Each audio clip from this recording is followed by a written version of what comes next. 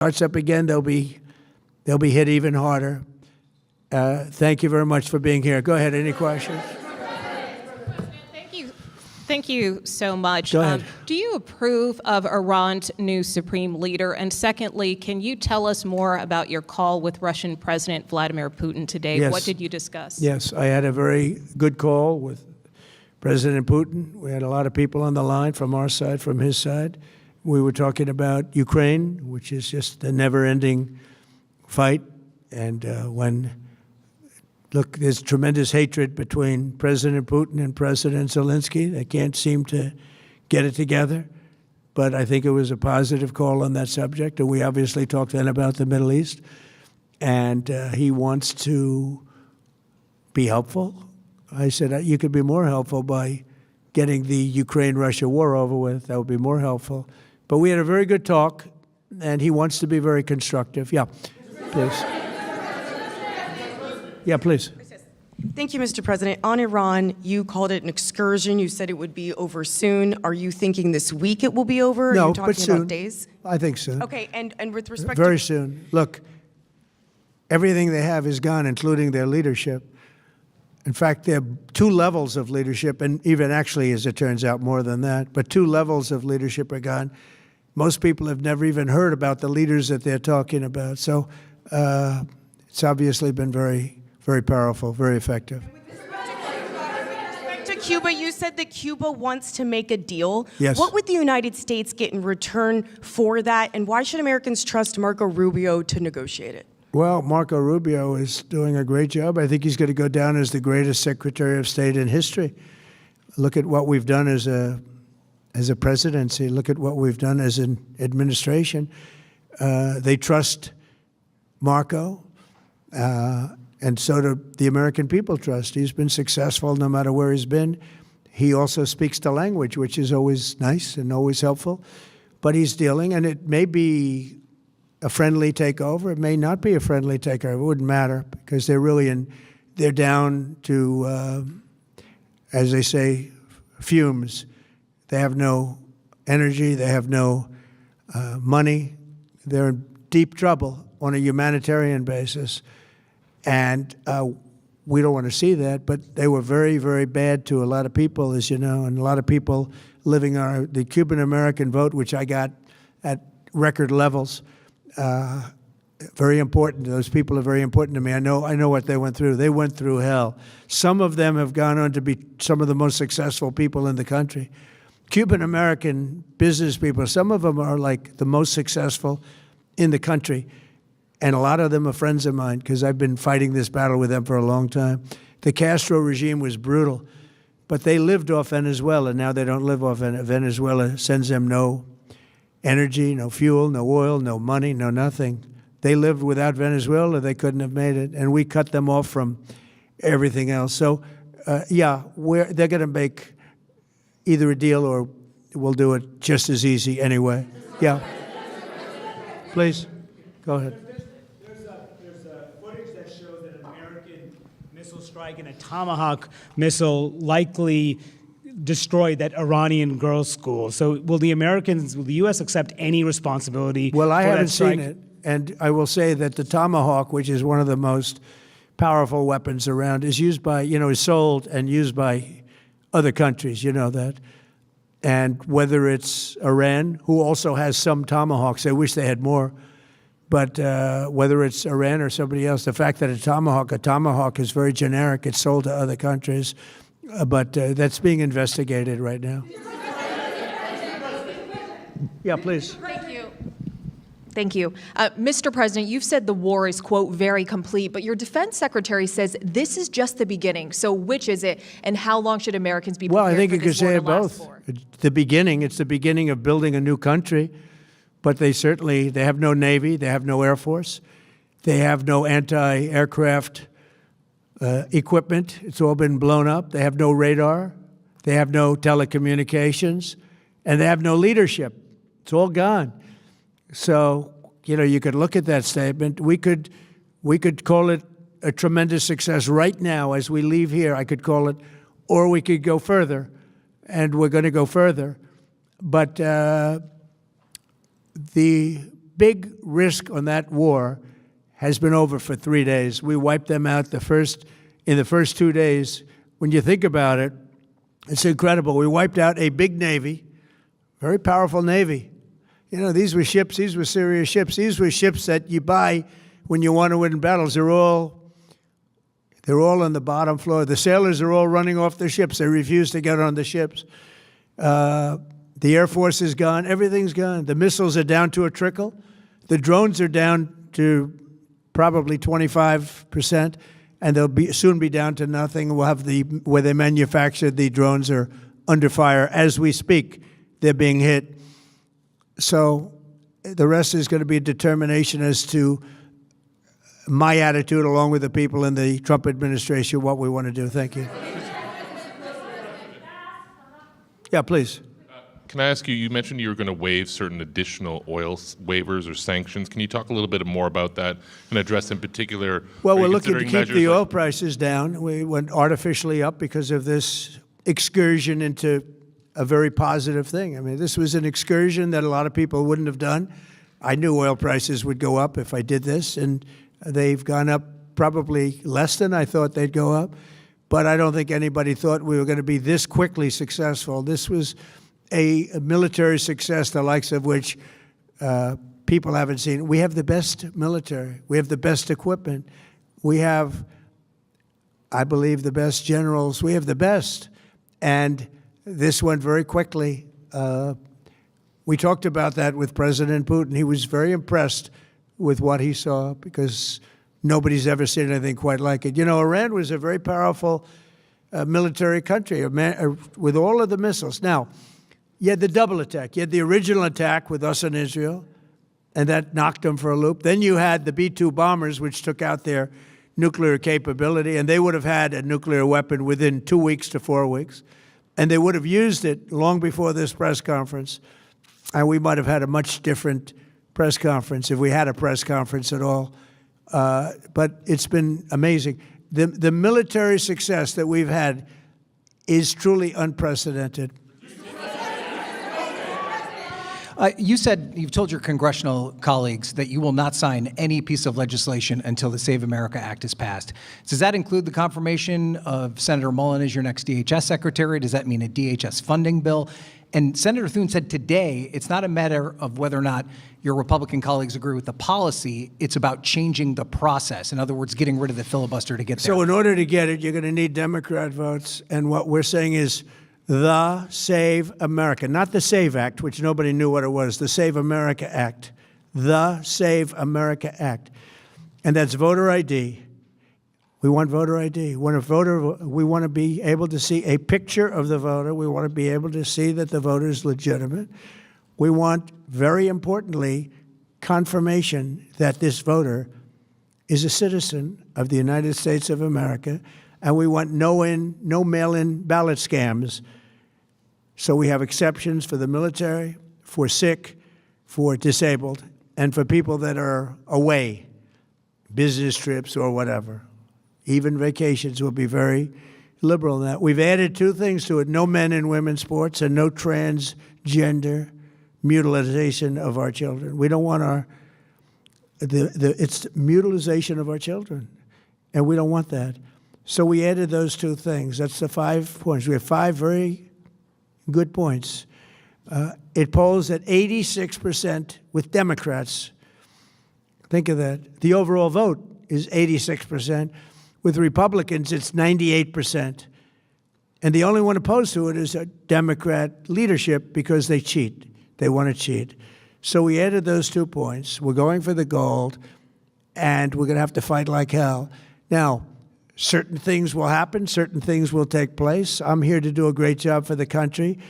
But we don't have a country if we're going to have elections that are so corrupt and so dishonest like we've witnessed over the last period of time.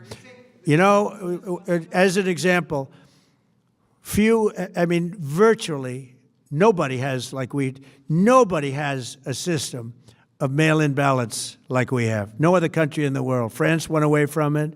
They all went, you know why? Because it's corrupt. And Jimmy Carter, when he had a commission, frankly, I think it's probably the best thing Jimmy Carter did.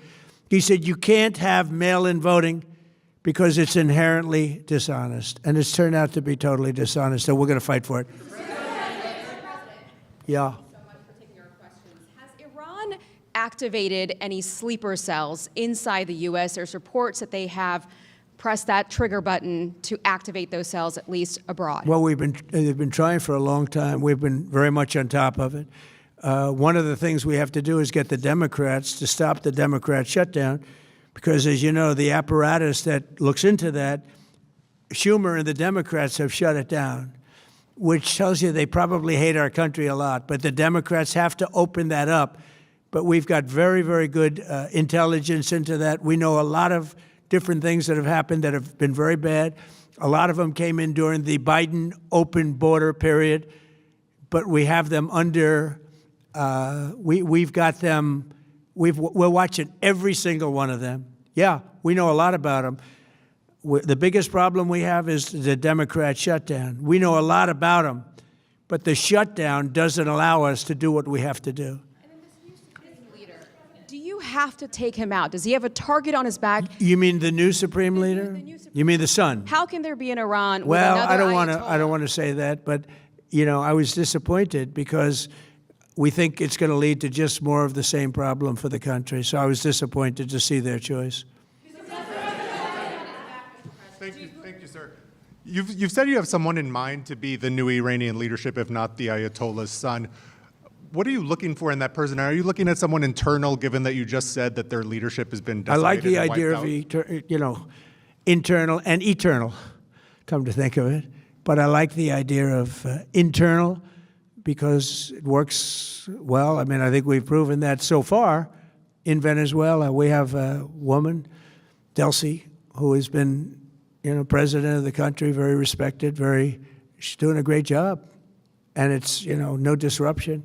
We had, as you remember, Iraq, where everybody got fired. The military got fired, the police got fired, the politicians got fired. There was nobody. And you know what they turned into? ISIS. And we don't want that. We don't want that. So I would like to see people that are inside go. Now, they talk about the son of the Shah. They talk about other people. But, hasn't been there in many, many years. We have a formula that's been very good so far, and I think it'll continue to be good. The relationship is extraordinary with Venezuela, smart country. We've taken out 100 million barrels of oil. It's right now in Houston being taken care of and made so beautiful. And you have to see this at work. They have, it's brought to the refineries. It's being refined in Houston, which is made exactly for that product. And so far, but it's 100 million barrels of oil, and now they have another 100 million barrels coming. And it's like a partnership. We're getting along so well with them. It's great for Venezuela, and it's great for the United States. Yeah, please go ahead. Hi, Mr. President. You just suggested that Iran somehow got its hands on a tomahawk and bombed its own elementary school on the first day of the war. But you're the only person in your government saying this. Even your defense secretary wouldn't say that when he was asked, standing over your shoulder on your plane on Saturday. Why are you the only person saying this? Because I just don't know enough about it. I think it's something that I was told is under investigation. But tomahawks are used by others, as you know. Numerous other nations have tomahawks. They buy them from us. But I will certainly, whatever the report shows, I'm willing to live with that report. Yeah, please. You said earlier that we've already won in many ways, but we haven't won enough. What do you consider enough? What's your baseline? Where they're not going to be starting the following day to develop a nuclear weapon. Where they'll look at that man and some other people from the administration and say, all right, we're not going to do it. They were not willing to say that. And when Steve called up and he said that to me, I said, well, here we go. Let's do it the hard way. But the hard way, I think, is probably the easy way. When basically I can see that they will no longer have any capacity whatsoever for a very long period of time of developing weaponry that could be used against the United States, Israel, or any of our allies. We have great allies in the Middle East, great countries that are allies. And they were staying out of it until they got hit. Someday they'll have to do a story. Why did he do that? Why did they do that? But they were going to hit them. If I didn't hit them first, they were going to hit our allies first. I believe, upon information and belief, but I believe that he was going to, they were going to take over the Middle East. They were looking to take over the Middle East. Now, had Operation Midnight Hammer not taken place, that was definite, because they would have had a nuclear weapon within a matter of weeks. But that took place. That was a setback. But look at the number of missiles they were able to buy and make over the last 6 months. And those missiles were aimed at various countries. And when you look at over 1,000 missiles shot at like UAE, they were looking to take over the Middle East. We got there first. We're lucky. I'll tell you what, the Middle East and those countries, very rich countries, are very lucky that I was president instead of somebody else.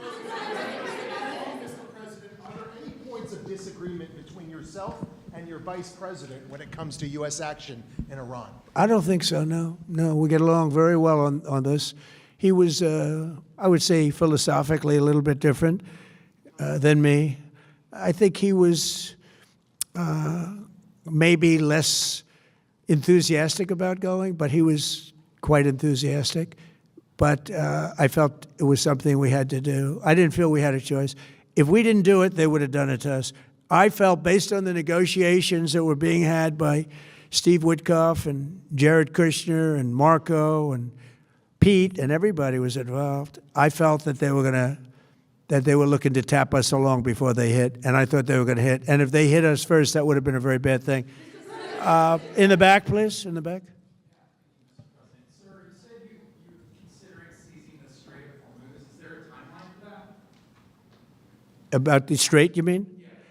Yeah, well, I want to keep it open. I want to keep it good. You know, it doesn't pertain to us so much as it does to China. We're really helping China here and other countries because they get a lot of their energy from the straits. But, hey, look, we have a good relationship with China. It's my honor to do it. Yeah. Leader, you have called him an unacceptable choice. So does he have a target on his back? And how can you say I don't want to say whether or not he does because that would be inappropriate. But, hey, look, I had a target on my back because, as you people wrote pretty well, they caught the assassin that was after me. So we just got them first. But they caught the assassin. They have him now in custody that was after me. So, you know, but people don't like to mention that, but they did catch him. And I'd like to congratulate our military, Secret Service, FBI, all of the people that worked on that, but they did. Yeah, please. The war is almost over, though. Go ahead. No, go ahead, please. Thank you, Mr. President. You promised the Iranian people you would help them, but it sounds like you're willing to end this fight after your military objectives have wrapped up. Isn't that a betrayal of the people? Will I help them? I'd like to, if they can behave, but they've been very menacing. You know, they're great people. They have an amazing population. It's amazing, smart, brilliant, energetic. They have a great, I'd love to help them, but they have to be in a system that allows them to be helped. And right now they're in a system that only allows failure. And I don't want that. And I want a system that's not going to be attacking us. We want a system that can lead to many years of peace. And if we can't have that, we might as well get it over with right now. Yeah, please. President, as of today, there have been 8 U.S. military fatalities associated with the war in Iran. How many American deaths are you willing to have in this war? Well, as I said before, when you have conflicts like this, you always have death. And I was at Dover yesterday. I met the parents, and they were unbelievable people. They were unbelievable people, but they all had one thing in common. They said to me one thing, every single one: finish the job, sir. Please finish the job. And I'll leave you at that. Thank you very much, everybody. Thank you. Thank you.